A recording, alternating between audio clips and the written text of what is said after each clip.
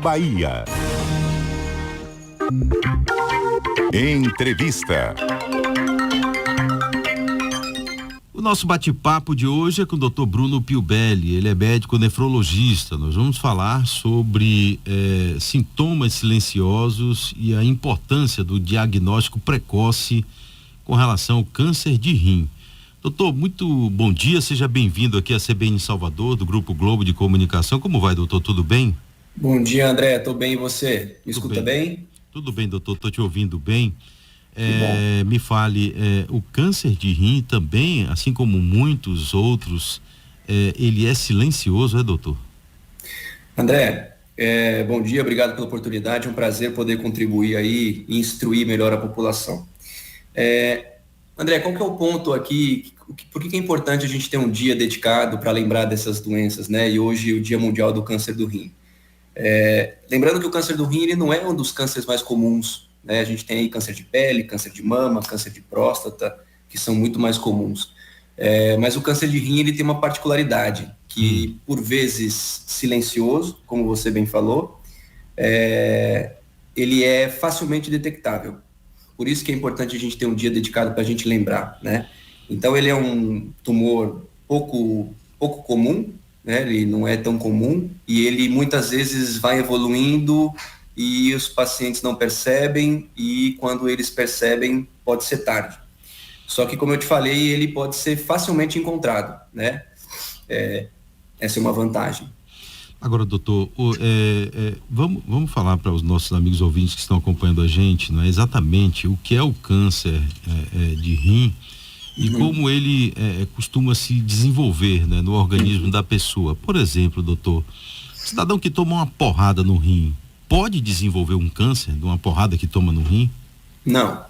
Geralmente, neoplasias, né, que são esses tumores, que são os cânceres malignos, eles não desenvolvem após um trauma, né? Por exemplo, falando especificamente do câncer do rim.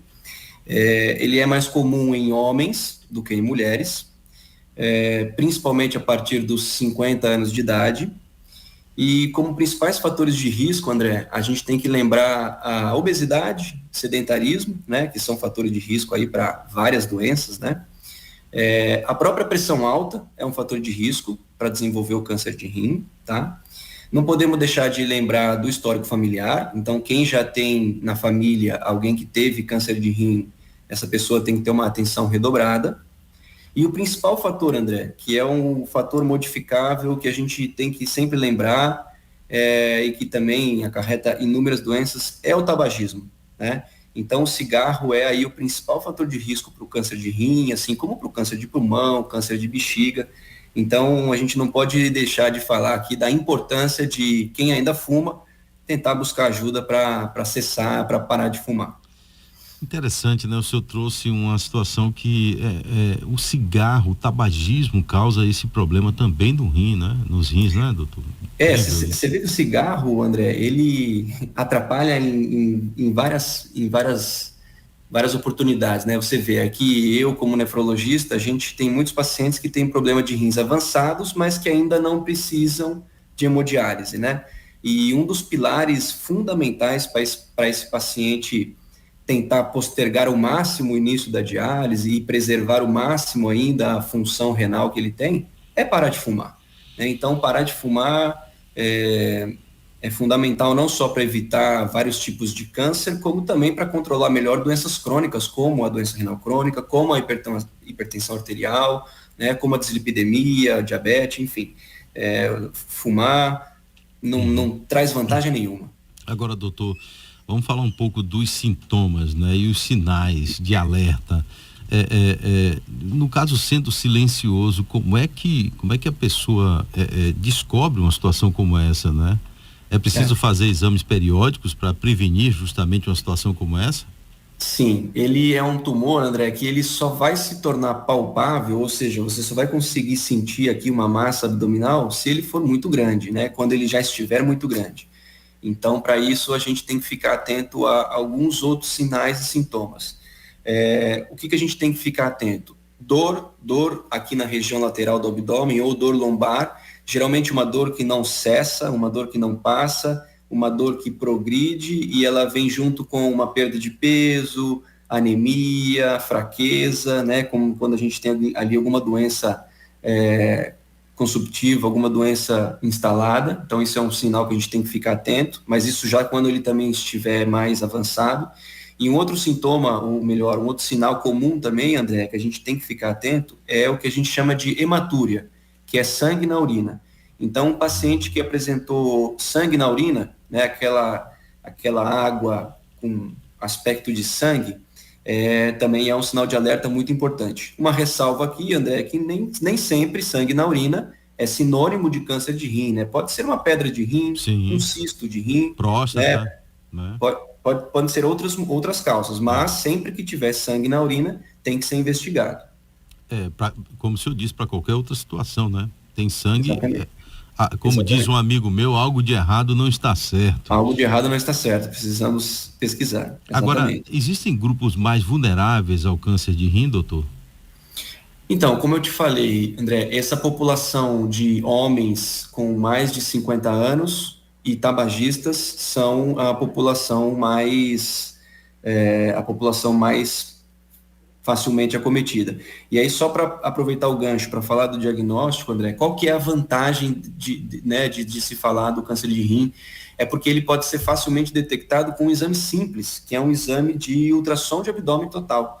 Então, aqui no consultório é muito comum a gente receber ou pessoas que vêm com sangue na urina, e aí a gente vai investigar e acaba encontrando alguma coisa, ou mulheres que passaram no seu ginecologista e pediu lá os exames de rotina, que deve incluir um ultrassom de abdômen total, para ver fígado, para ver rins, né, para ver baço, e o ultrassom de abdômen total com facilidade detecta ali nódulo ou algum cisto com alguma aparência já de malignidade, para a gente poder encaminhar para o médico cirurgião que deve fazer a retirada desse tumor, né?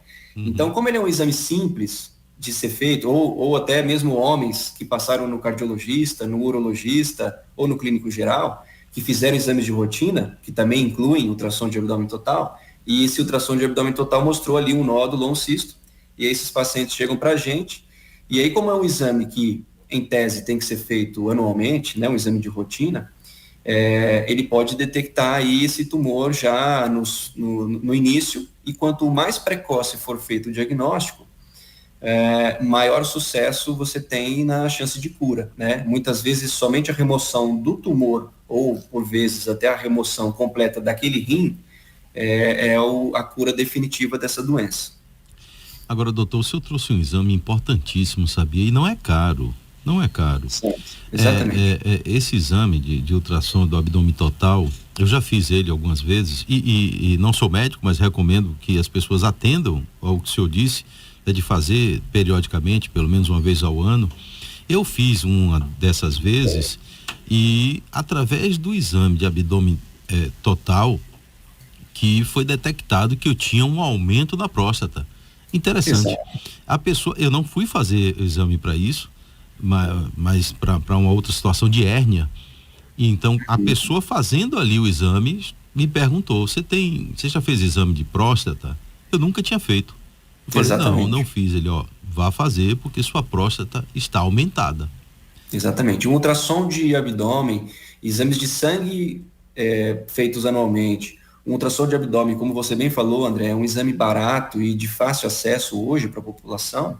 Ele traz muita informação para a gente, né? Ele traz ali, ele vê o fígado para ver se tem tumores também no fígado, ou se tem gordura no fígado, né? Ele vê a vesícula, ele vê o baço, ele vê o rim, ele chega a ver também a próstata, né? Os ureteres, que é aqueles tubinhos que levam o xixi do rim até a bexiga.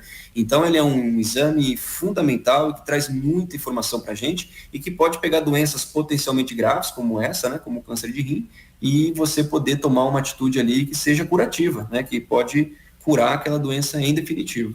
Tem exames que são importantíssimos, né? Por exemplo, colonoscopia. Me permita, doutor, falar um pouco sobre isso. Eu fiz o exame de colonoscopia e que é recomendado, acho que a cada 10 anos. E o meu médico me disse: André, eu recomendo a cada 5 anos. Aí ele me explicou. E eu, de vez em quando, eu falo isso aqui porque eu acho didático, importante, apesar de não ser médico. Mas isso, como foi dito por um médico, né, eu acho que isso contribui demais para as pessoas que estão ouvindo. O meu Sim. médico disse o seguinte, André, o pólipo, ele pode desencadear num câncer, não é? E o período para isso acontecer é de 10 anos. Então, digamos que você faça o exame hoje e não detecte pólipo nenhum. Só que daqui a uma semana apareça um pólipo. Sim, Então, daqui a 10 anos, quando você fizer o exame, o câncer já está em estado avançado. exatamente. Então, ele me recomendou a cada 5 anos. E ele disse até que já há uma discussão para que isso aconteça, não sei se já mudou. Então, eu faço o exame de colonoscopia, que é um exame também muito importante. Uma amiga minha, ela nunca tinha feito o exame de colonoscopia, teve câncer de intestino, passou por uma situação muito grave, quase morre, está bem, graças a Deus. São muito graves. E a recomendação o que foi dito pelos médicos dela foi, se você tivesse, pela sua idade, já era para você ter feito pelo menos 2 exames de colonoscopia, você não fez nenhum. Exatamente. Então, é um E por desses, ser né? um exame um pouco mais invasivo, né, André, acaba afastando um pouco, Exatamente. acaba, enfim, precisando de mais conscientização da população para que a gente fale o quanto é importante isso, né? Porque esses tumores de intestino também são silenciosos. Por vezes, quando você vai descobrir, já está no estágio avançado É. que pode até impedir uma cura, né? Não, sem dúvida. E são bem invasivos, não é, doutor? Essa é a verdade. Exato, Bem, exato. doutor, fale um pouco, né, sobre o mês da conscientização, né, do câncer renal. E depois eu quero que o senhor fale também quais são os fatores de riscos mais comuns. Fale um pouco mais sobre isso, doutor. Fique à vontade. O câncer renal, ele é um câncer que, como eu falei, ele não é muito comum, e aqui para a gente, no nosso consultório de nefrologista, né, nós somos os clínicos que recebemos esses exames alterados, porque o paciente fez um xixi com sangue, ou algum exame que veio alterado, e aí o médico clínico orientou passar com o nefrologista. A gente faz aqui uma primeira triagem, a gente olha, por vezes é só um cisto simples, sabe, André, que não vai nunca ou quase nunca evoluir para algo maligno. A gente até brinca que o cisto simples, ele é até um cabelo branco do rim, sabe? Uhum. Ele é algo quase fisiológico, pode acontecer com facilidade. Só que tem cistos que já vêm com aspecto mais, com algumas características de malignidade, que esse sim tem que ser acompanhado mais de perto, com ultrassom mesmo, a gente pode acompanhar, para ver se eles estão desenvolvendo e se tem a necessidade de, então, encaminhar esse paciente para um urologista, que são os nossos colegas médicos habilitados a fazer o procedimento cirúrgico para remover ou esse cisto com características malignas, ou mesmo já os que vêm com características de nódulo, infiltrado, que esses já são indiscutivelmente algum câncer, né? E um outro fator de risco também importante para lembrar, André, é que pacientes que já têm doença renal crônica, então pacientes que já têm um rim disfuncionante, principalmente nos estágios mais avançados, pacientes que fazem hemodiálise, esses pacientes eles têm maior propensão também a ter o câncer de rim. Então, não é porque um paciente já faz hemodiálise que você pode parar de investigar ou parar de olhar o rim dele, né? Aquele rim crônico, aquele rim antigo que não funciona mais. Porque esse rim também pode desenvolver câncer. E esses pacientes, inclusive, têm maior propensão a desenvolver o câncer. Então, hoje a gente tem no país quase 150 mil pacientes realizando hemodiálise. Essa população também tem que ser investigada, né? E como eles não fazem xixi, a maioria não faz mais xixi, por vezes você também perde aquela possibilidade de ver o sangue no xixi, né? Então é uma população aí que tem fator de risco que também tem que ser investigada porque pode ter câncer de rim. O papel do nefrologista nesse período, né, nesse momento, né, de tratamento do câncer é fundamental, né, doutor? Me fale também, doutor, sobre a questão da prevenção, não é? De que maneira prevenir esse câncer que não é tão comum, mas quando acontece, tão avassalador, não é? Mas isso é importante, André, porque muitas vezes quando a gente vai olhar todos os outros tipos de câncer, né, câncer de estômago, de intestino, todos eles estão relacionados aos hábitos de vida, né? Então a gente pode aqui falar sobre mudanças do hábito de vida, mudanças do estilo de vida para evitar um câncer de rim, mas a gente acaba acertando aí em vários outros tipos de câncer, né? Então se você pratica atividade física, e hoje em dia a gente já tem estudos que mostram que a atividade física diminui realmente a incidência de câncer. Se você tem uma dieta balanceada, né, se você tem aí uma dieta com pouca ingestão de gordura, pouca ingestão de açúcar, você com certeza tem aí uma menor chance de apresentar câncer no futuro.